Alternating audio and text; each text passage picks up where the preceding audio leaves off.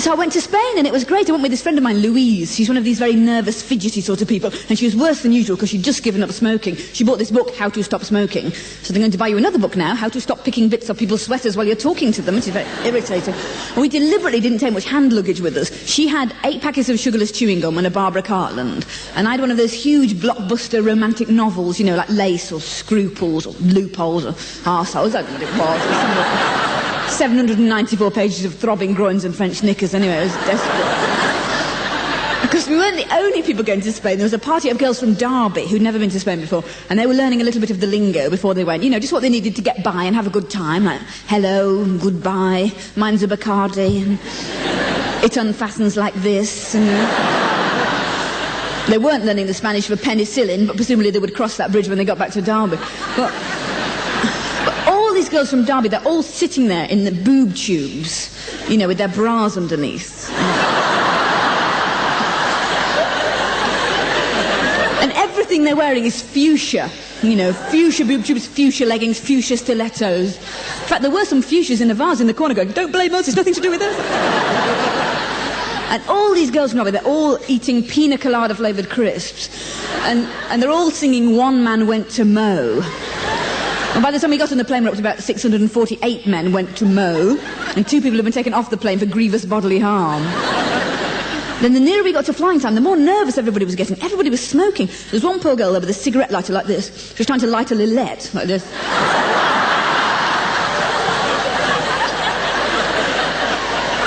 Well, of course, the string caught fire and took her eyebrows off.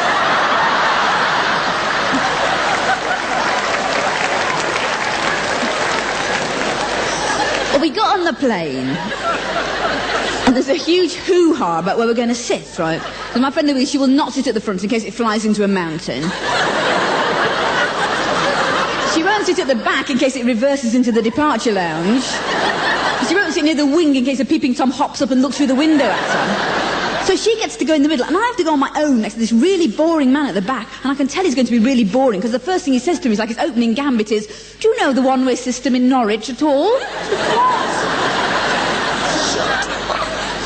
And it was a charter flight, and you felt that the air hostesses had been through the safety routine at the beginning, you know, a few times before. Ours had the little seatbelt thing in one hand and a vodka and tonic in the other. And she's going, well, it fastens like this, there's some exits, and... in the event of an emergency, the oxygen mask might descend.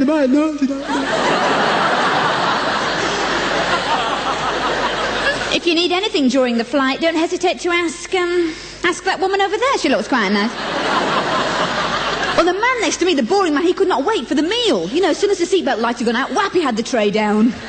He couldn't wait. He ate everything. He ate the salt and pepper. He ate the little towelette thing for wiping your hands on. He even ate the thing I thought they only put there for a joke. You know, the tinned pear in the dream topping.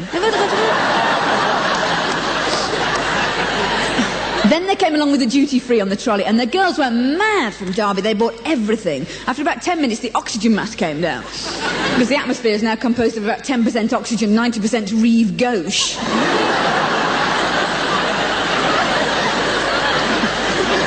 Well, we get to Alicante Airport, and we're waiting for our luggage by the carousel. And it's the usual thing, 98 identical grey Samsonite suitcases, all lovingly marked by their owners with identical red pieces of sellotape.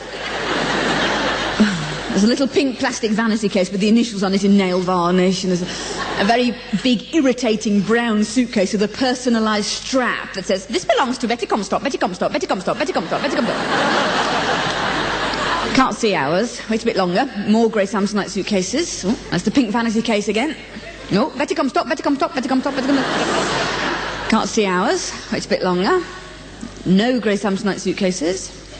No pink vanity case. Oh, Betty Comstock, Betty Comstock, Betty Comstock. And here comes Betty Comstock panicking, running from the other direction. She's never been abroad before. She's been waiting for her luggage by the hand dryer in the ladies' toilet.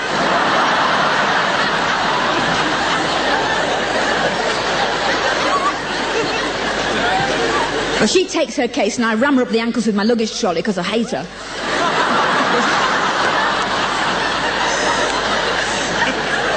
Because she's got her luggage and we haven't got ours, and there's nothing on the carousel. And that means I've got to go and talk to the rep, which I don't want to do, because I can see even from here she's not very bright. And she's got her sandals on the wrong feet.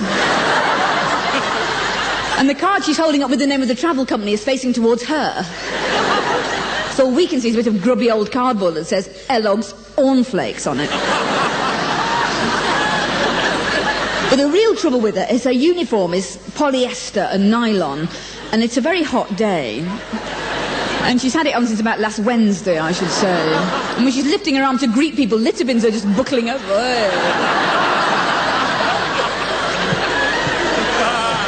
And I've got to go and talk to her. And the nearer you are, the worse it gets. It's like walking into a badly run pickle factory. I thought, well, she may smell, at least she'll be efficient. I said, hello, we've lost our luggage. And she went, oh, I said, what do we do, fill in a form? I can't really tell you, I don't really know. We didn't get it back for 10 days, so when we set off in the taxi for the hotel, we had nothing. We had a Barbara Cartland and 8 packets of sugarless chewing gum.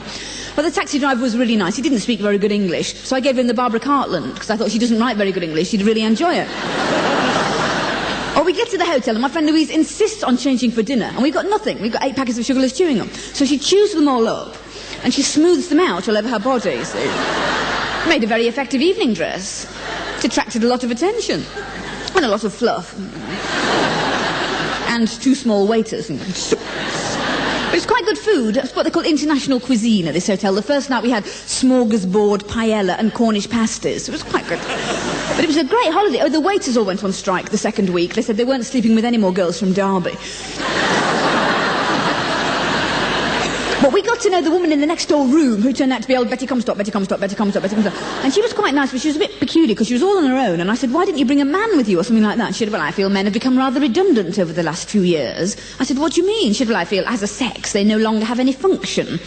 I said, I'm sorry, what do you mean? She said, well, since the invention of the sperm bank and the hover mower, nothing to do. I said, well, don't you fancy trying sex as an experiment? You know, she'd seen a diagram in a book at the reference library. It looked a bit fiddly, she thought. But she actually found out all about sex by accident, without meaning to, because the second week one of her taps went funny, and she phoned up for the hotel plumber. And he arrived, he didn't speak English, she didn't speak Spanish, and he took quite a shine to her, and he was making advances to her. And by the time she looked up the right phrase in the book for, I have a dicky washer. I have a dicky washer. It was all over, I'm afraid. But the hotel manager, he took quite a shine to me. He invited me to go and see a bullfight with him. I said, I'm sorry, as a British person, I would find that rather a sordid and degrading spectacle. He said, well, now you know how we feel about watching British people do the dance to the birdie song. But it was a great holiday. The weather was wonderful. The girls from Derby had a fantastic time. They were out on those sunbeds from about 8:30 in the morning, and they never went brown, any of them. They just got redder and redder and redder. And on the last night, we had a fancy dress party, and the biggest of the girls from Derby, who was called Marie, she went to this fancy dress party in a really low-cut dress, and she won first prize for going as 2 grilled tomatoes. Well, she was annoyed about it because she'd gone as Marie Antoinette, but nobody had quite followed this. But when we flew back the next morning, all on the plane, and all the girls from Derby are all in tears. They're all pregnant, but they don't know that. And they're all in tears, and they're all peeling the skin off each other's backs like this. And they're all going, Miguel, I love that man, I love him.